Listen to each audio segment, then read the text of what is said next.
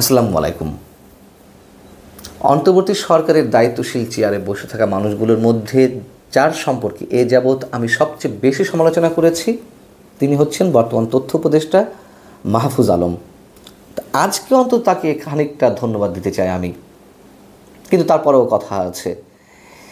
তিনি ধন্যবাদ পাওয়ার যোগ্য যে কথাগুলো বলেছেন তার মধ্য দিয়ে অস্বাভাবিক কিছু ইঙ্গিত করতে চেয়েছেন কিনা গণমাধ্যমের প্রতি সেটি নিয়ে আলোচনা রয়েছে, সেটি বলবো। তবে তার আগে নিউ এজ সম্পাদক সিনিয়র সাংবাদিক নুরুল কবির বিশ্ব মুক্ত গণমাধ্যম দিবস উপলক্ষে কিছু মন্তব্য করেছেন একটি অনুষ্ঠানে।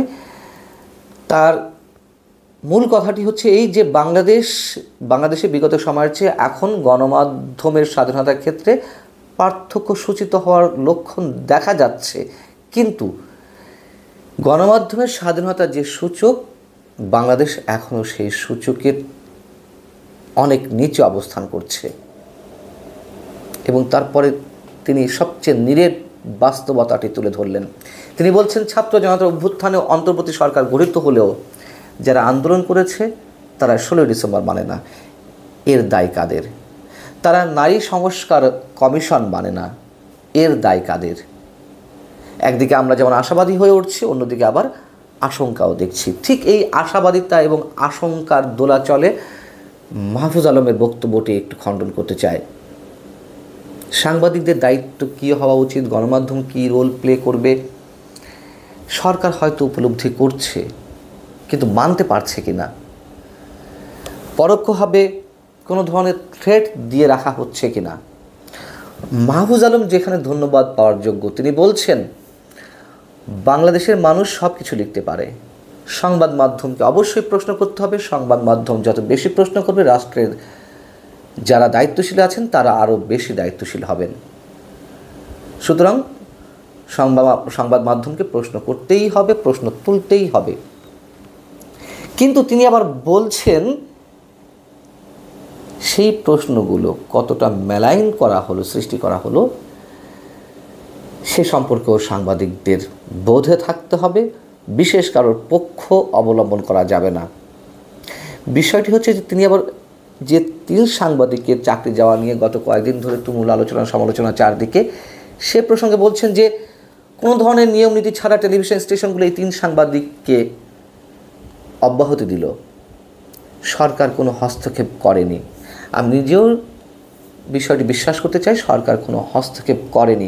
কিন্তু তিনি যে ব্র্যাকেট বন্দি করলেন সাংবাদিকদের স্বাধীনতা, সাংবাদিকদের প্রশ্ন করার অধিকার বিষয়ে যে মেলাইন করা যাবে না,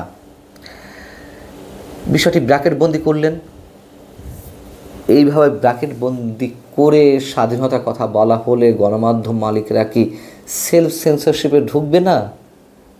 অবশ্যই ঢুকবে, অবশ্যই তারা এগুলোকে থ্রেট মনে করছে। এবং যেই প্রশ্নগুলোকে কেন্দ্র করে এত কিছু ঘটে গেল, সংস্কৃতি বিষয়ক উপদেষ্টা মোস্তফা সরোয়ার ফারুকীকে 1400 মানুষ নিহত হওয়ার বিষয়ে জাতিসংঘের রিপোর্ট প্রসঙ্গে, সেখানে সাংবাদিকদের প্রশ্ন কী ছিল যে প্রমাণ তো হয়নি এখনও, প্রমাণ হওয়ার আগে আমরা খুনি বলছি কিভাবে? আমরা বলতে পারি হত্যার অভিযুক্ত। সেখানে মোস্তফা সরোয়ার ফারুকী কী বলেছিলেন? তিনি আবার ধরা খেয়েছেন ডয়েচে ভেলের কাছে, আন্তর্জাতিক সংবাদ মাধ্যম। তিনি সাংবাদিকদের বলছিলেন যে I am talking about United Nations report, ভাই please do some research, I am talking about UN report. অর্থাৎ কেন ভেবে প্রশ্ন করছেন ইউএন রিপোর্টটা আগে ভালো করে গবেষণা করুন, দেখুন, ভালো করে অর্থ বোঝার চেষ্টা করুন। কিন্তু তিনি নিজেই যে জানেন না ওই সময় পর্যন্ত যে ইউএন রিপোর্ট কী বলেছে। ডয়েচে ভেলে তার একটি প্রতিবেদন করতে গিয়ে জাতিসংঘের প্রতিবেদনের সারসংক্ষেপের সবশেষ অংশটুকু তুলে ধরেছে, যেখানে বলা হচ্ছে একজন অপরাধী, জাতিসংঘের মানবাধিকার বিষয়ক হাই কমিশনের যে মন্তব্য, একজন অপরাধীর অপরাধ প্রমাণে এসব মান প্রমাণক হিসেবে ফৌজদারি কার্যধারায় অপরাধ প্রমাণের জন্য প্রয়োজনীয় মানদণ্ডের চেয়ে কম, উপযুক্ত কর্তৃপক্ষের মাধ্যমে আরও ফৌজদারি তদন্তের প্রয়োজন রয়েছে। অর্থাৎ তারা যা বলছে তাই সর্বে সর্বা নয়, সেটি শেষ কথা নয়। তো মোস্তফা সরোয়ার ফারুকী সাংবাদিক উদ্দেশ্যে যে কথাটি বললেন যে ভাই প্লিজ ডু সাম রিসার্চ, এই বিষয়ে সংস্কৃতি বিষয়ক উপদেষ্টা আসলে কি বলতে চেয়েছেন সেই প্রসঙ্গে প্রশ্ন করা হলো। তিনি আবার ডয়েচে ভেলেকে বলছেন, অনুগ্রহ করে সংশ্লিষ্ট মন্ত্রণালয়ের সঙ্গে কথা বলুন, ধন্যবাদ, এটুকু বলে শেষ করে দিয়েছেন। তার মানে কি, মোস্তফা সরোয়ার ফারুকী যেই সাংবাদিকদের অবদমিত করার জন্য যেভাবে ঠান্ডা মাথায় ঝাড়িয়ে দিলেন যে ডু সাম রিসার্চ, তিনি নিজেই উত্তর দিতে পারলেন না। সোমবার মাহফুজ আলম আরও যে কথাগুলো বলেছেন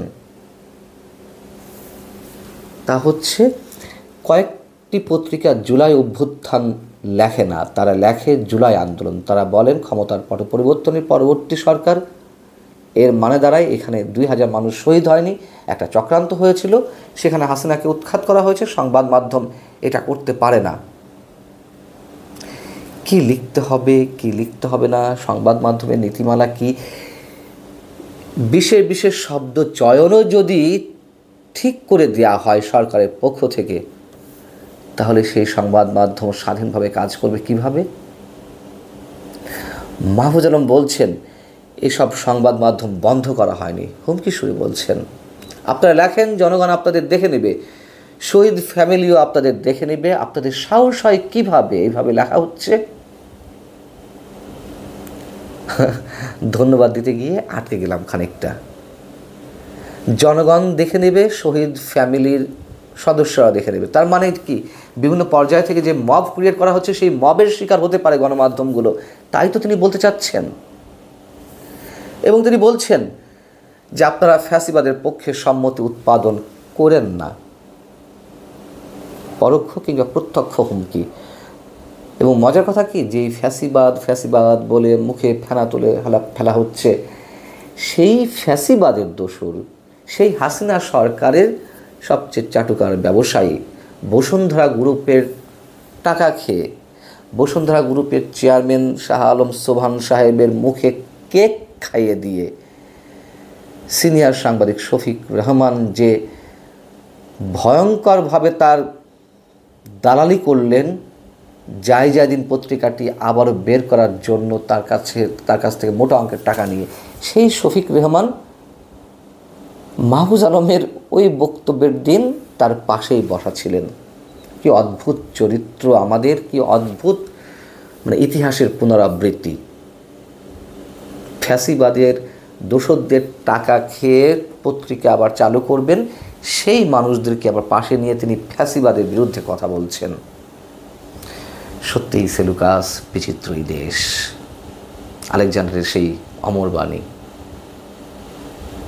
আল্লাহ হাফিজ, ভালো থাকুন সবাই।